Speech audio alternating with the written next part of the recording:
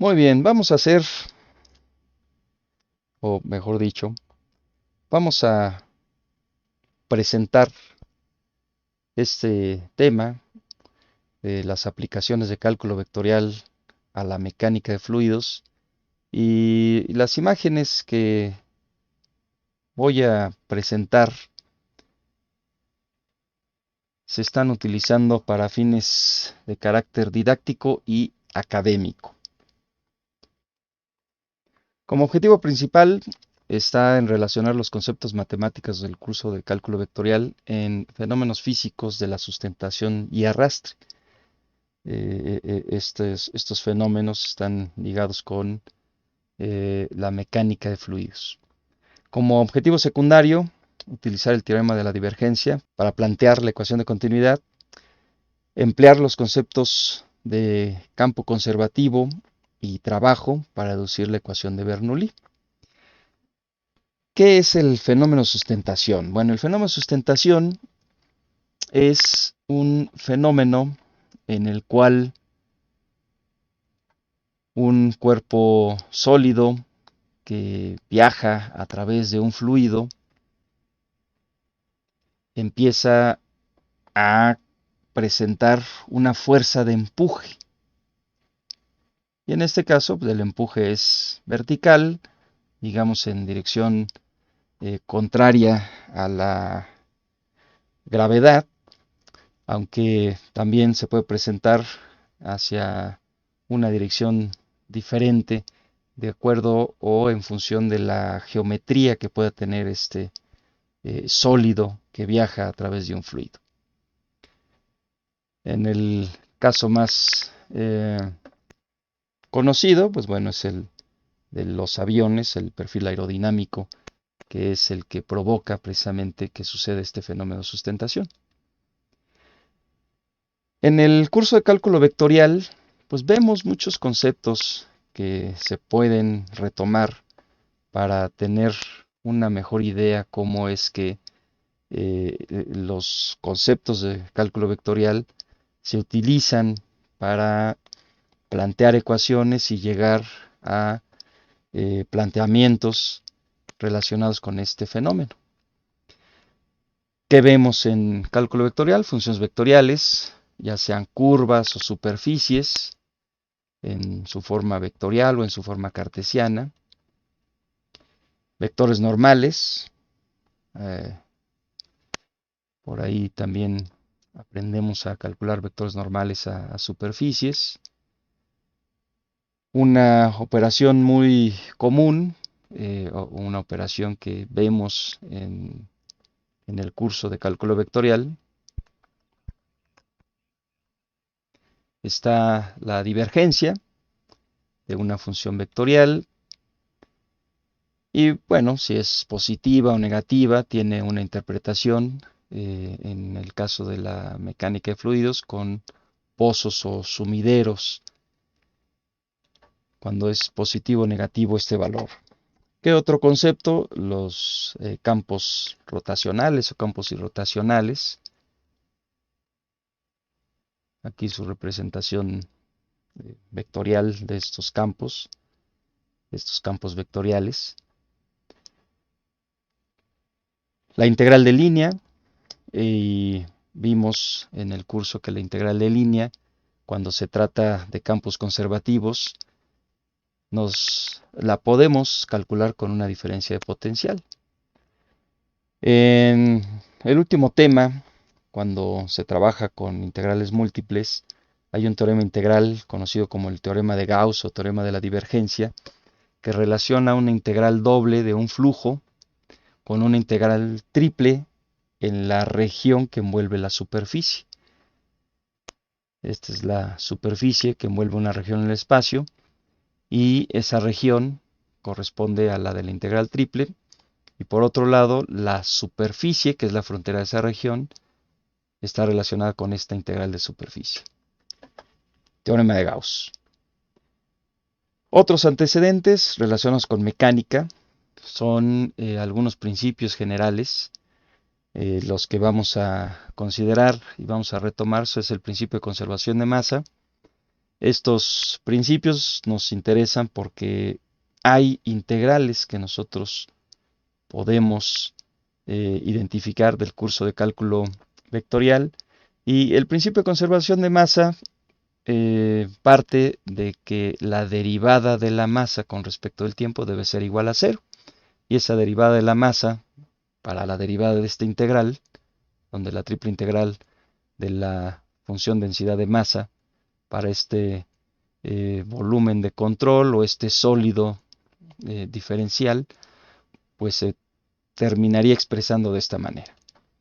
Con el teorema de Gauss, debido a que aquí tenemos una integral de flujo, el flujo de la masa por la velocidad a través de esta superficie, nos lleva a que el integrando del integral triple es justamente esta ecuación, la ecuación de continuidad. Principio de conservación de masa. El principio de conservación de cantidad de movimiento relaciona la derivada de la cantidad de movimiento, que es esta integral con respecto al tiempo. Y esta derivada es igual a las fuerzas actuantes. En este sólido tenemos fuerzas de superficie y fuerzas de cuerpo. Y nuevamente una integral doble de esta superficie que puede ser sustituida por una integral triple de acuerdo al teorema de Gauss.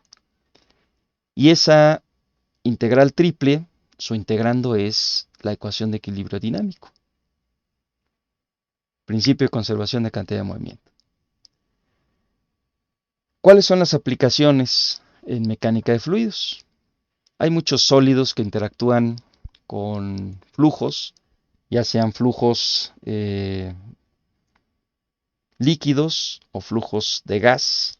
En esta imagen, pues un puente interactúa con el viento y con el agua, estos dos flujos. Otro caso de importancia en la ingeniería es las presas, en donde pues, hay una distribución de presiones sobre esta presa. Hay flujos a través de tuberías, de algunos canales, flujos a través del medio poroso, que es donde está soportada la presa y donde está actuando también el mismo fluido. En los rascacielos, la interacción del viento con estas construcciones también provoca desplazamientos, provoca cambios en la distribución de presiones, y bueno, todos estos interacciones pues están pensadas en ingeniería a que estemos pensando en diseños eficientes, en diseños adecuados que eviten pues algún tipo de situación no deseable por cuestión de seguridad o económica. Otra estructura, los barcos, para un diseño adecuado, pues hay que considerar la estabilidad ante el oleaje, el transporte de los líquidos o algunos gases también en tuberías. Hay que considerar que no sufran estos fuerzas excesivas que provoquen el desprendimiento de las juntas o fenómenos como la cavitación que pueden provocar daño en las mismas tuberías. Otra estructura que tiene interacción con el agua, en este caso el mar, pues son las plataformas petroleras. Ya habíamos hablado de los aviones. Los vehículos de alta velocidad también hay que pues considerar que sean eficientes, que no gasten combustible si se trata de vehículos que compiten, que no pues tengan algún problema tal que pues en lugar de mantenerse pegado al suelo pues se desprenda del mismo y ocasione algún accidente y algún daño a la persona que lo conduce. Y todas estas estructuras pues están relacionadas con algún área de la ingeniería, ingeniería mecánica, ingeniería civil, ingeniería petrolera, ingeniería industrial, y es necesario conocer cómo es el comportamiento de las estructuras con algún fluido, ya sea que lo transporte o que le provoque algún tipo de pues desplazamiento o problema o algún tipo de problema que lo haga considerarse como pues ineficiente. ¿Cuáles son las ecuaciones de la mecánica de fluidos? Bueno, a partir de la ecuación de continuidad y la ecuación de equilibrio dinámico, que involucra integrales que múltiples que se ven en cálculo vectorial, vamos a encontrar la ecuación de continuidad para un caso muy particular.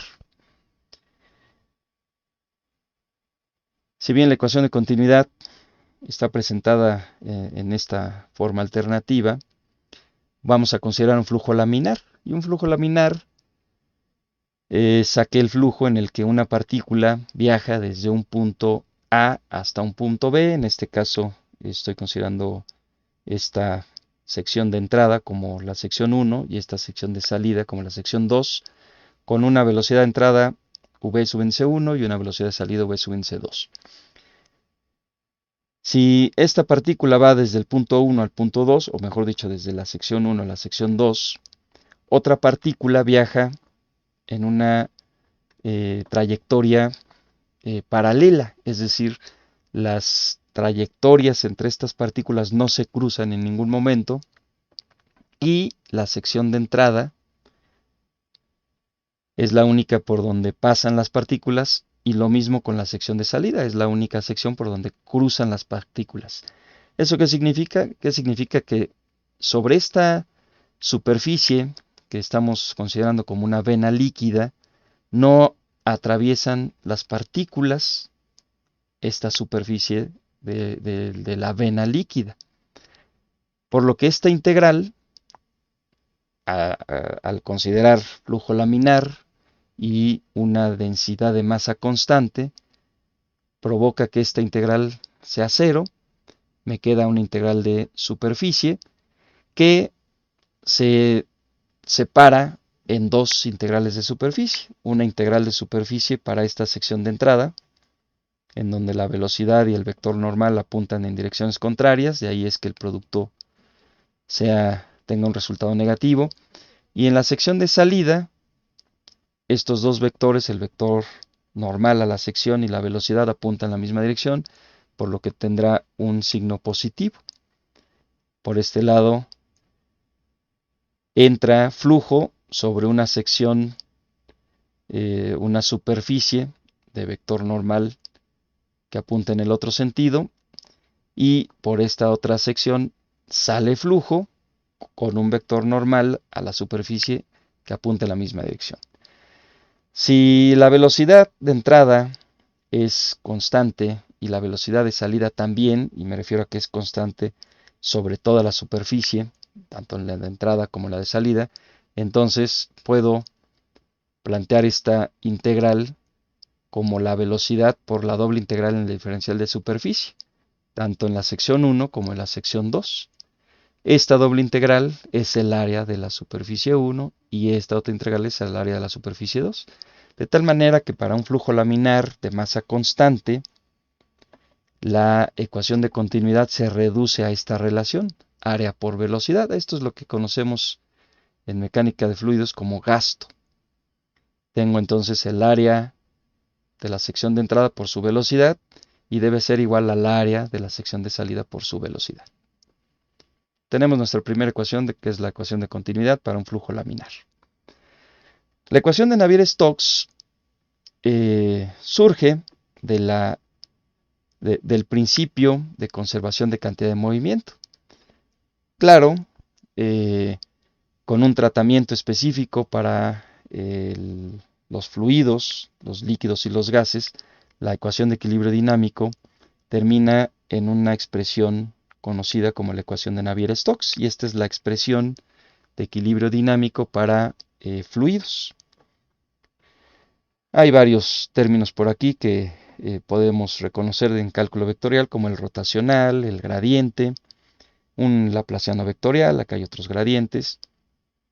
Y la principal relación que existe en mecánica de fluidos tiene que ver con la velocidad y la presión.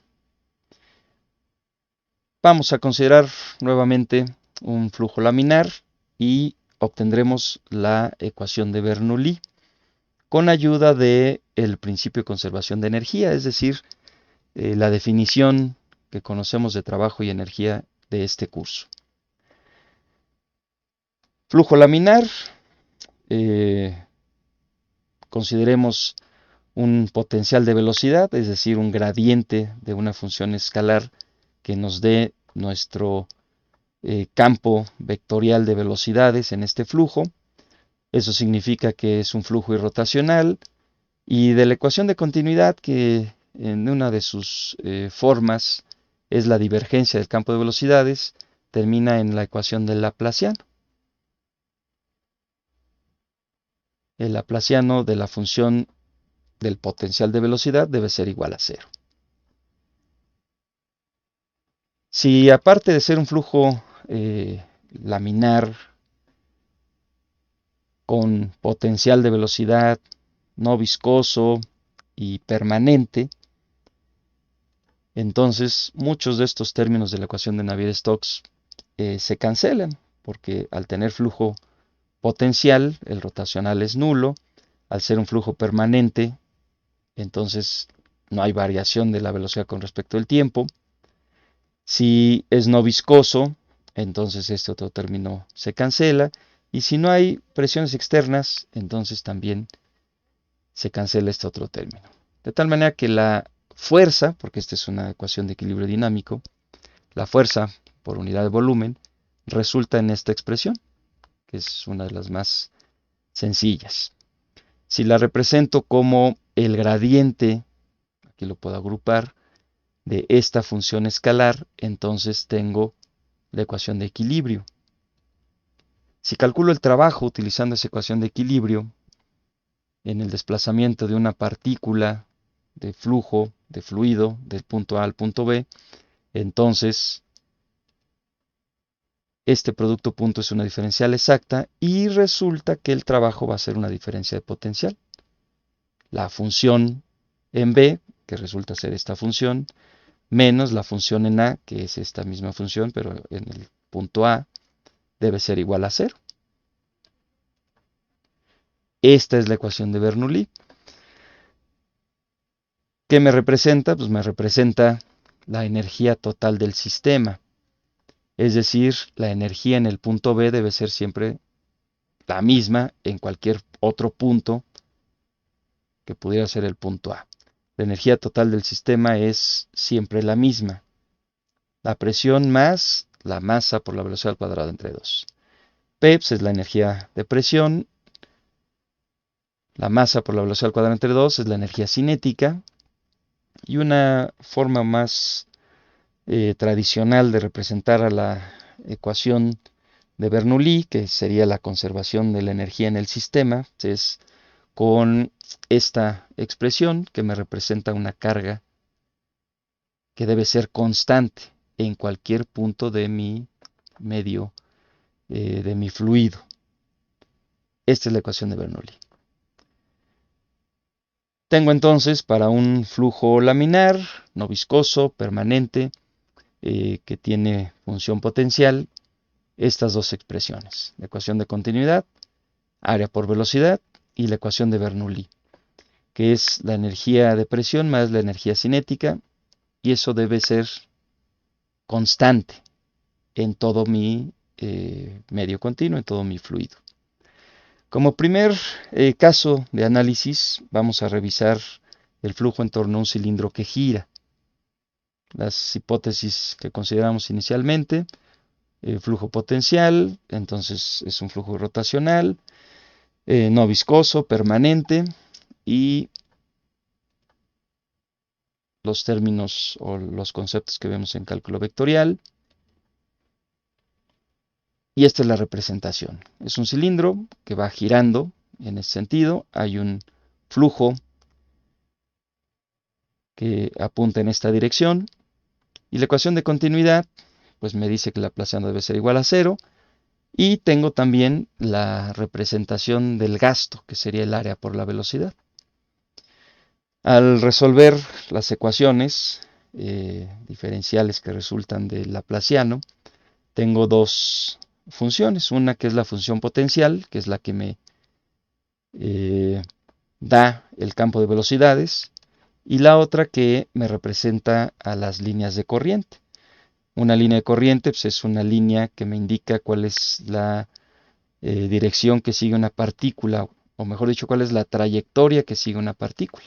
Entonces, si por aquí entra una partícula, viaja a lo largo de esta trayectoria. Esta es la distribución de las líneas de corriente para un cilindro que va girando, para una velocidad de flujo inicial U subíndice 0. A las familias de las trayectorias de la función potencial y de las líneas de corriente se le conoce como red de flujo. Y aquí podemos empezar a hacer uso de nuestras dos ecuaciones, la ecuación de continuidad y la ecuación de Bernoulli.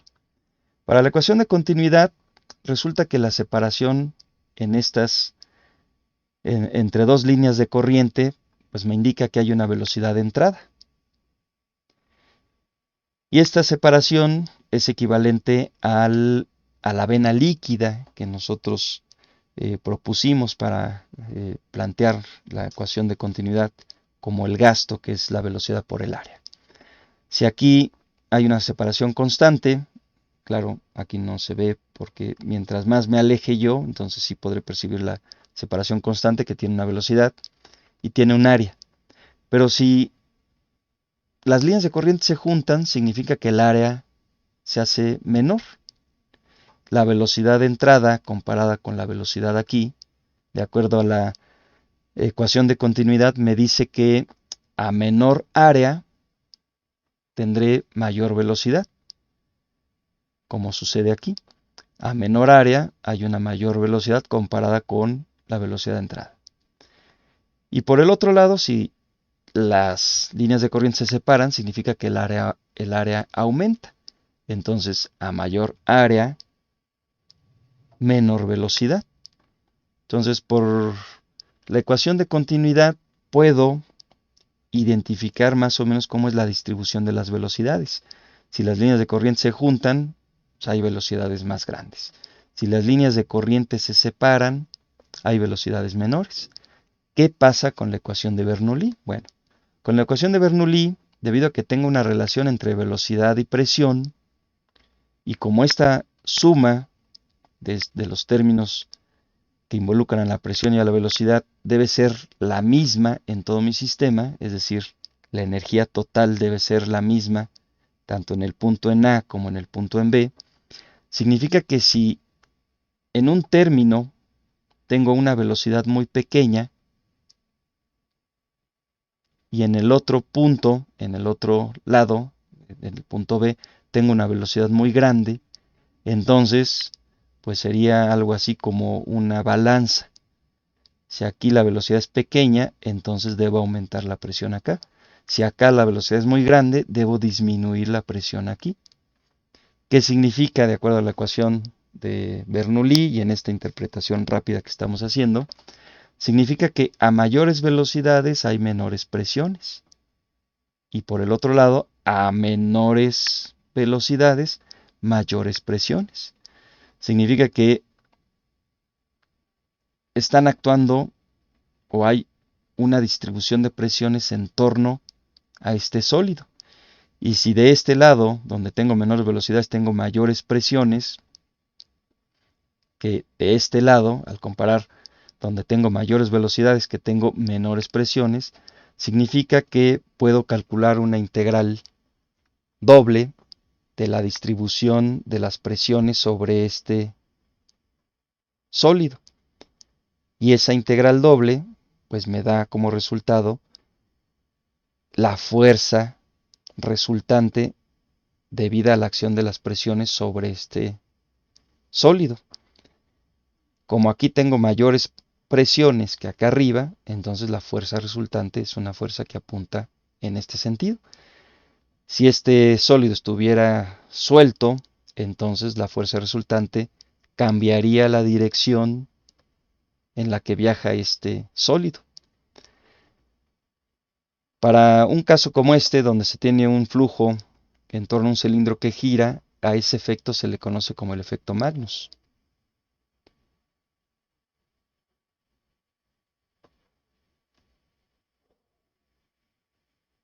Voy a repetir el video. Este es una esfera que se hace rotar y se deja caer a esta altura de una cortina de una presa. Y si fuera caída libre, pues caería por aquí, ¿no?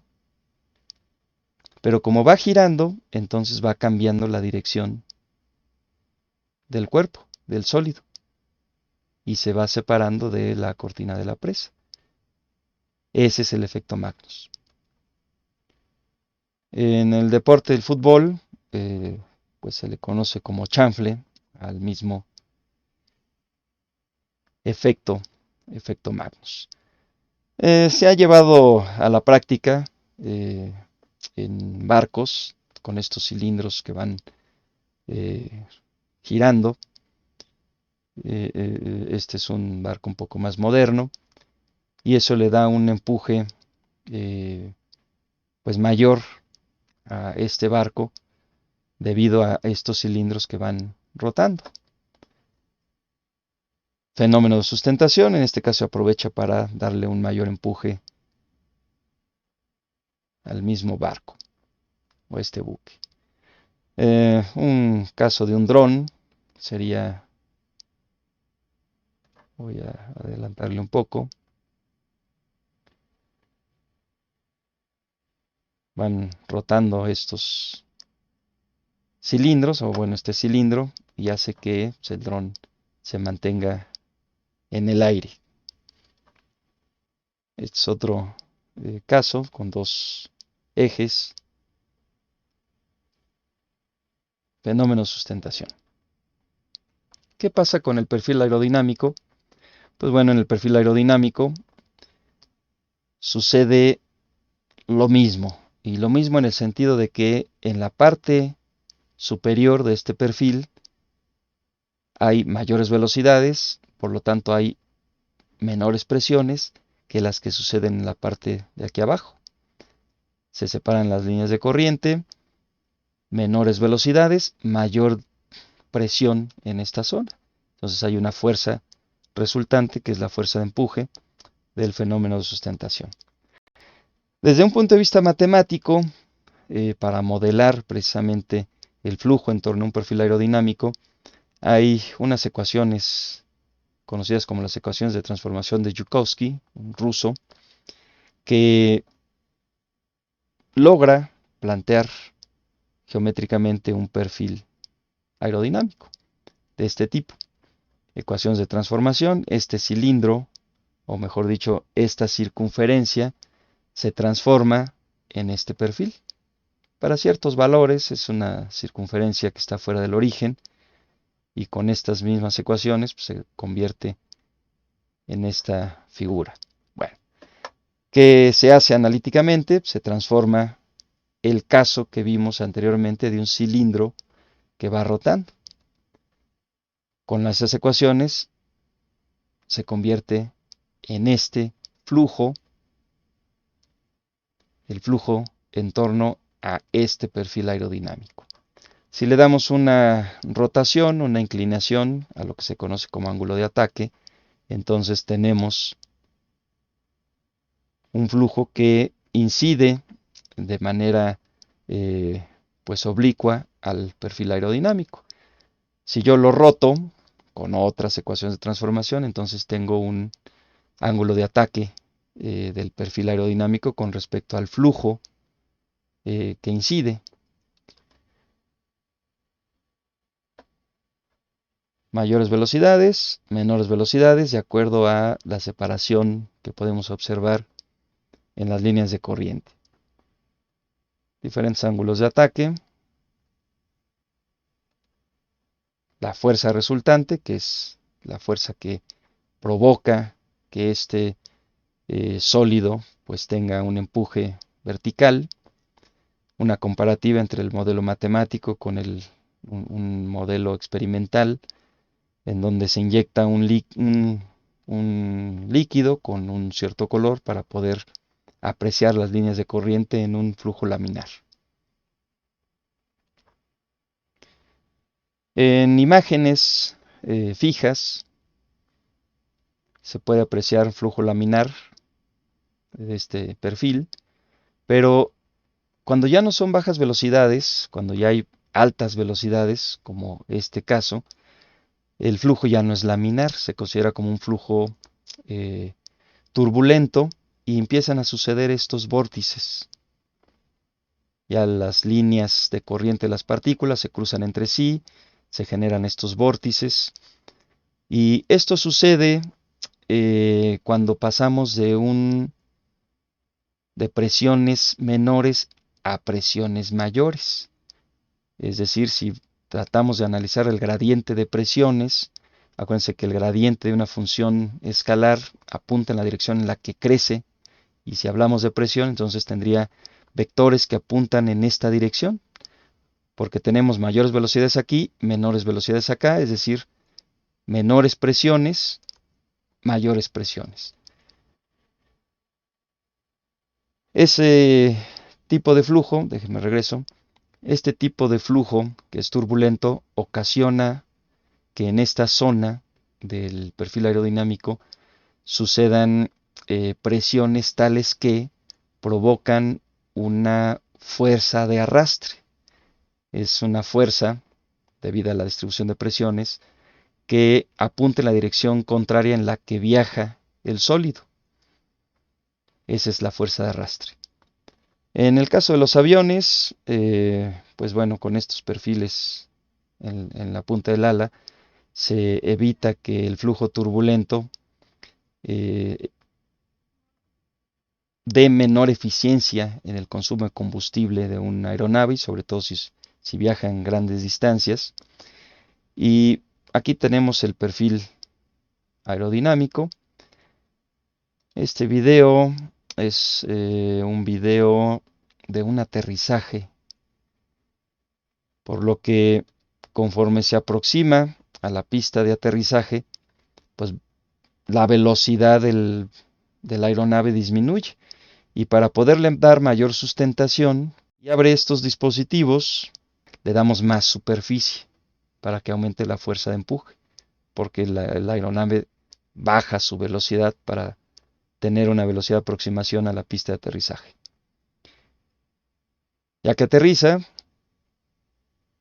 en 5, 4, 3, 2, 1 y abre estos dispositivos precisamente para provocar vórtices que aumenten la fuerza de arrastre.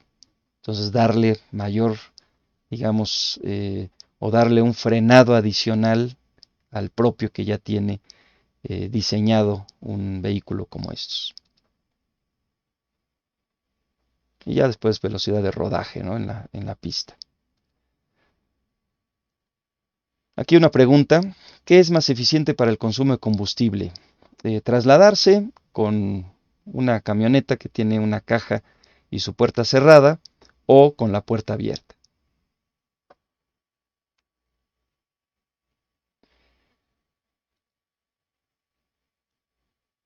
Tiene un mejor consumo de combustible, un consumo de combustible más eficiente cuando se viaja con la puerta cerrada. ¿Por qué sucede esto? Porque hay un vórtice en la caja cuando va con la puerta cerrada, mismo vórtice que aparece, pero un poco más pegado hacia la parte de la cabina, que provoca un empuje de arrastre. Pero más allá de este empuje de arrastre o esta fuerza de arrastre, hay una fuerza debido a la distribución de presiones en esta zona donde está la puerta abierta. Y eso equivale a tener un peso adicional en el vehículo. Y si este vehículo tiene un peso adicional, entonces necesita más combustible para poder llegar a su destino final. Por eso es que este esta forma de viajar con la tapa de la caja abierta pues es menos eficiente. En el diseño aerodinámico para vehículos, pues se analizan cómo son las líneas de corriente y cómo es que afectan en la eficiencia del vehículo. Claro, aquí lo que se busca es que tenga una fuerza que lo mantenga pegado al suelo, por eso aquí hay un perfil aerodinámico, pero está invertido, porque si no, para las velocidades a las que viajan estos bólidos, pues trataría de despegar. De ahí es que es necesario pues tener pues modelos matemáticos que simulen cómo es el comportamiento del flujo para este tipo de vehículos. Aquí hay otras simulaciones para los flujos. Se prueban también en túneles de viento. Se echa o se suelta un poco de humo para identificar las líneas de corriente. Si hay algunos efectos por ahí turbulentos que sea necesario minimizar, entonces se cambian los diseños correspondientes. Y con esto yo termino mi participación. Nada más concluir que pues vimos algunas definiciones que se discuten en el curso de cálculo vectorial, como son rotacionales, divergencias, integrales de superficie, que serían integrales dobles, integrales triples con los principios generales de la mecánica, y planteamos dos ecuaciones que salen o que se demuestran con el uso de algunos conocimientos de este curso de cálculo vectorial, que fueron las ecuaciones de continuidad y la ecuación de Bernoulli para flujos ideales, flujos laminares, que nos ayudaron a interpretar velocidades, distribuciones de velocidades y presiones en torno a un sólido, y con ello pues tener una mejor comprensión del fenómeno de sustentación y del fenómeno de arrastre.